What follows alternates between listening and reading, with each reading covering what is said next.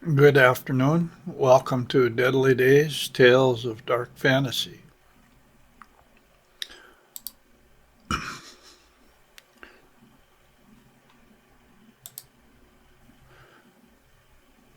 Today we are going to be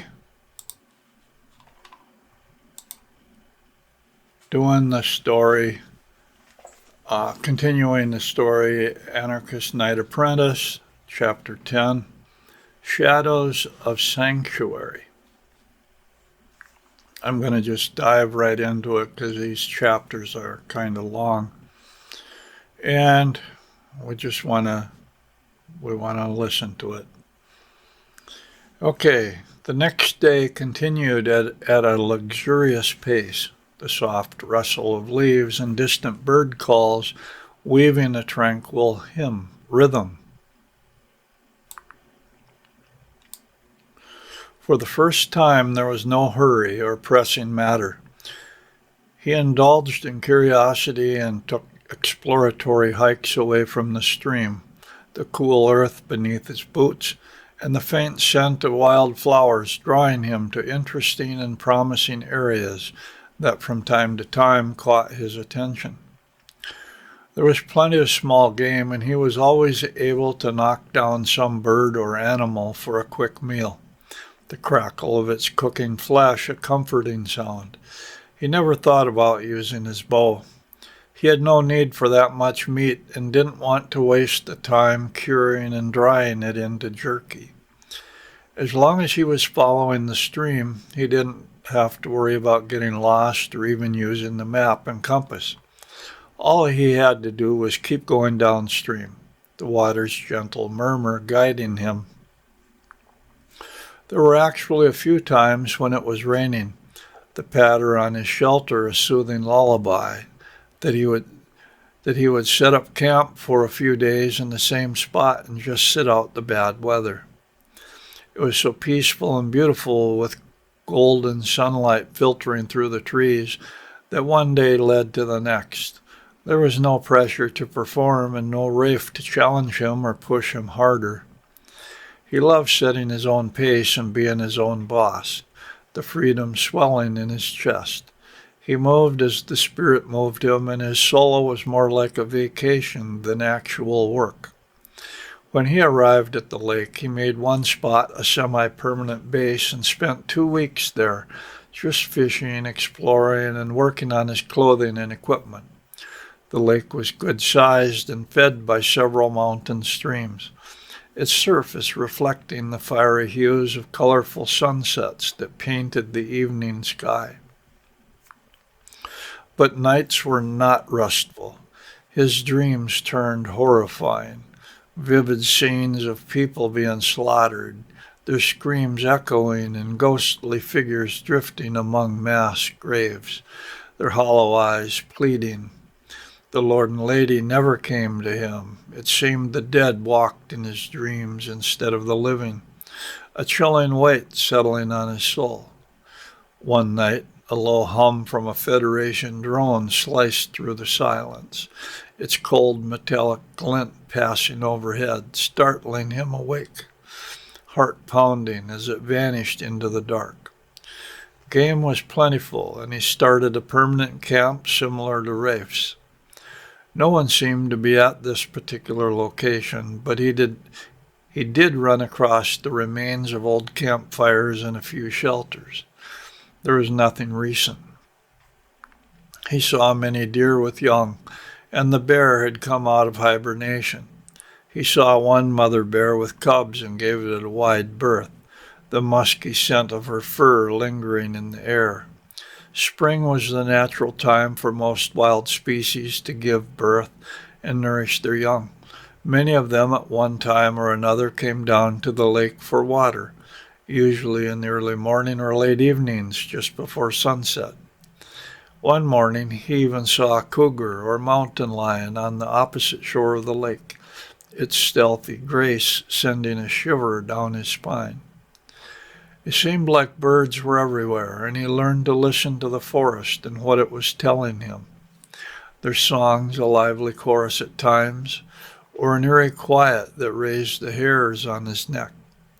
At night the trees would creak and sway in the wind, and he would hear night creatures prowl around the camp in the darkness, their rustling footsteps a stark contrast to Rafe's reassuring voice.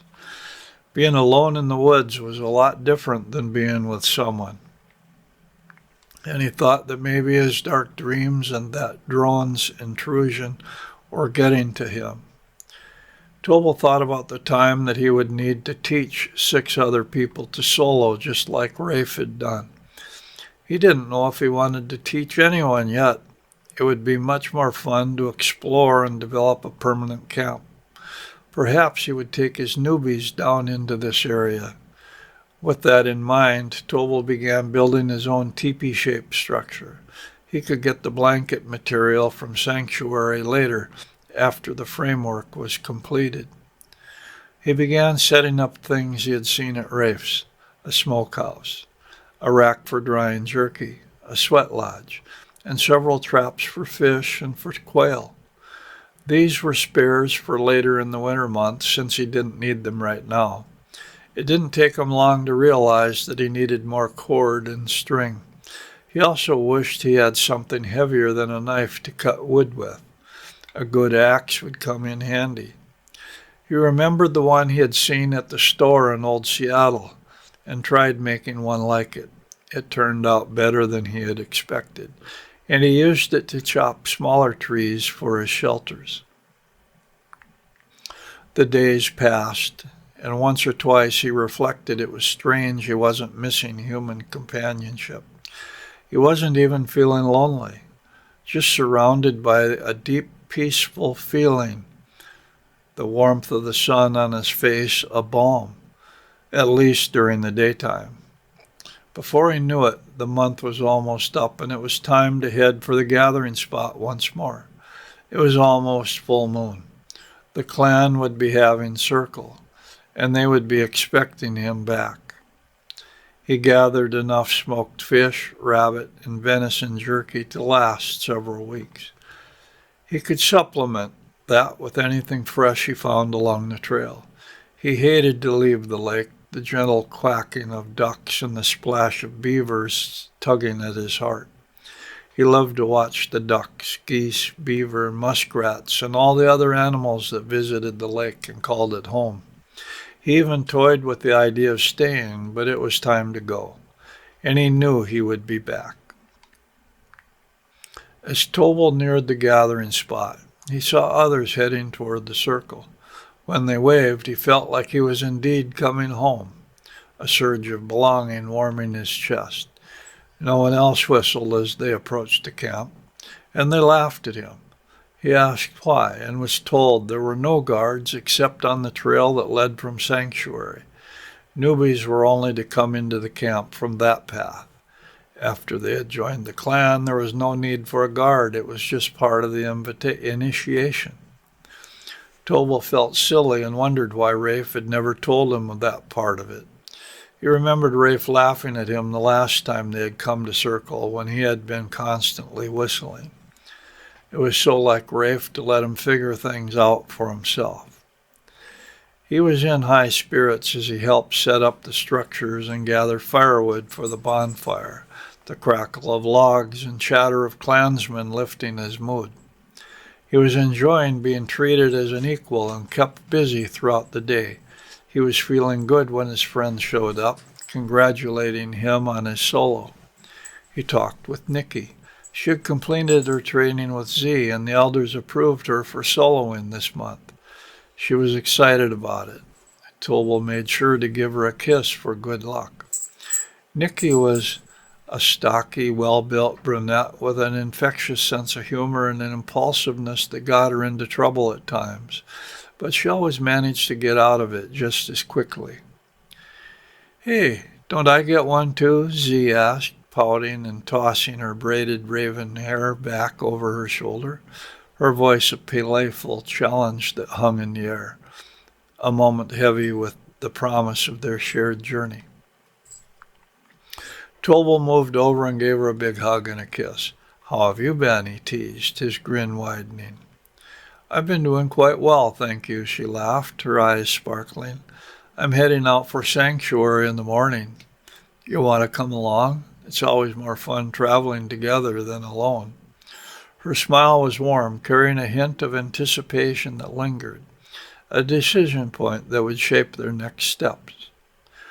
That sounds like a good idea, he said, considering the journey ahead. How early are you planning to start out? The sooner the better, she replied, her tone firm yet inviting. How about sunrise? I'll see if I can get up that early, he griped, and they both smiled, the moment sealing their plan with a shared lightness.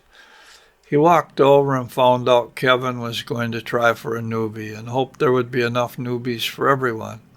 They congratulated each other on their solos and told stories about how it had gone. Kevin was pretty excited. When Rafe showed up, it was kind of odd because he was alone and didn't have anyone with him. After a warm hug, Rafe explained he had been visiting others and taken it easy since his last training stint. He mentioned earning his 6th chevron at the upcoming awards and his initiation as a journeyman in 2 weeks, a mix of nerves and excitement in his voice as he looked forward to the ceremony. Later at the afternoon assembly, introductions were made for Tobal, Kevin, and the 4 other newly soloed apprentices. They were brought out in front of the circle to the sound of cheering, good-natured applause, and joking. The next to be brought forward was Rafe, along with Kevin's teacher. Rafe was eligible for the journeyman degree. They were called to the front as the 6th chevron was sewn onto their sleeves amid joking and laughter. The journeyman degree initiation was set for the new moon in 2 weeks at a secret location, marked on their maps but unknown to apprentices. He chatted with Wayne and Shar for a bit before sunset. They were building a permanent base camp and planned on spending the winter together. That got Tobal thinking about the coming cold weather and how he needed to get prepared, resolving to pick up his winter gear cached at Rafe's on the way back to Circle next month. He figured he'd be okay for this month since the furs weren't prime yet. He visited with Tara for a while. She was concentrating on building the base camp and getting ready for the coming winter, hoping to find someone to share it with. She was disappointed when Tobal said he was planning to train during the winter. The bonfire was lit, and word came around that there would be